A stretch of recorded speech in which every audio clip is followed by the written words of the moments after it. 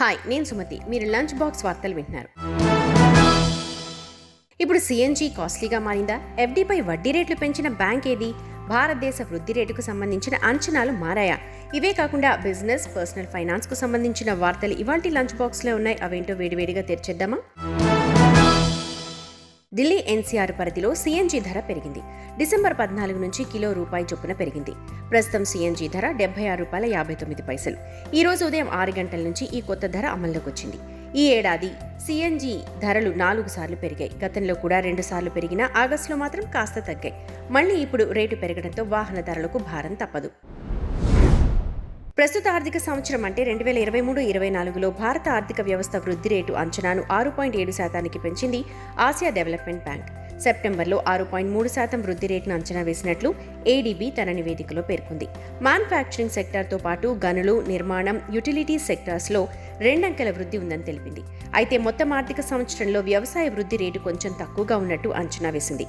దేశంలో ద్రవ్యోల్బణం గతంలో 5.5%గా అంచనా వేసింది.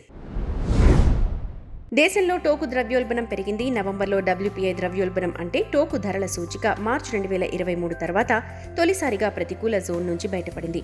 అక్టోబర్లో టోకు ద్రవ్యోల్బణం 0.52% ఉండగా నవంబర్లో 0.26%గా నమోదైంది.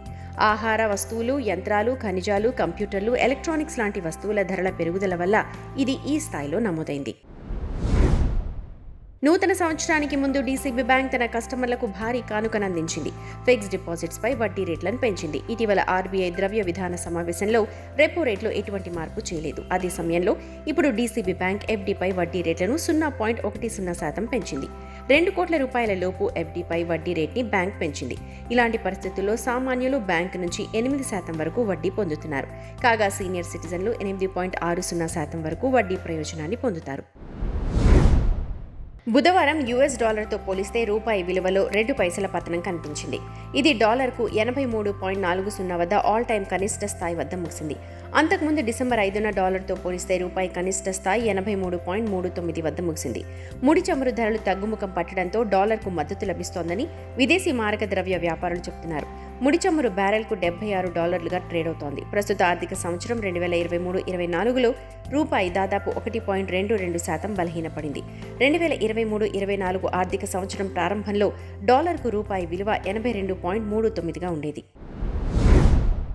డిసెంబర్ 13న బంగారం, వెండి ధరలు తగ్గుముఖం పట్టాయి. Indian bullion and jewellers association అంటే IBGA ప్రకారం 10 గ్రాముల బంగారం ధర ₹76 తగ్గి ₹61,201 వద్ద విక్రయించారు.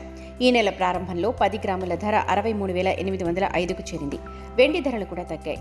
దీని ధర ₹677 తగ్గి కిలో $70,898కు చేరింది. గతంలో $71,575గా ఈ రేటు ఉండేది. ఈ నెల డిసెంబర్ 4న వెండి 77,000 దాటింది. దీని తర్వాత ధరలో తగ్గుదల కనిపించింది. అటల్ పెన్షన్ యోజన పథకాన్ని తీసుకున్న వారి సంఖ్య 6 కోట్ల మార్క్ దాటింది. భారత ప్రభుత్వం సామాజిక భద్రతా పథకమైన అటల్ పెన్షన్ యోజనను మే 9, 2015న ప్రారంభించింది. దీని లక్ష్యం సామాన్యులకు ఆర్థికంగా అండగా ఉండడమే. దేశంలోని ప్రజలు, ముఖ్యంగా పేద, అణగారిన వర్గాల ప్రజలు, అసంఘటిత రంగ ఉద్యోగులకు 60 సంవత్సరాల వయసు తర్వాత పెన్షన్ ఇస్తారు. 60 సంవత్సరాల వయసు తర్వాత ₹1,000 నుండి ₹5,000 వరకు ఈ పథకం కింద పెన్షన్ ఇస్తారు. సభ్యుడు చెల్లించే మొత్తంపై పెన్షన్ అమౌంట్ ఆధారపడి ఉంటుంది. భార్యాభర్తలిద్దరూ మరణించినప్పుడు చందాదారుని 60 సంవత్సరాల వయసు వరకు సేకరించిన పెన్షన్ మొత్తాన్ని నామినీకి ఇస్తారు. ఇవి ఈరోజు లంచ్ బాక్స్ వార్తలు. మరిన్ని బిజినెస్, పర్సనల్ ఫైనాన్స్కు సంబంధించిన వార్తల కోసం Money9 యాప్ని ఇప్పుడే డౌన్లోడ్ చేసుకోండి. Thank you.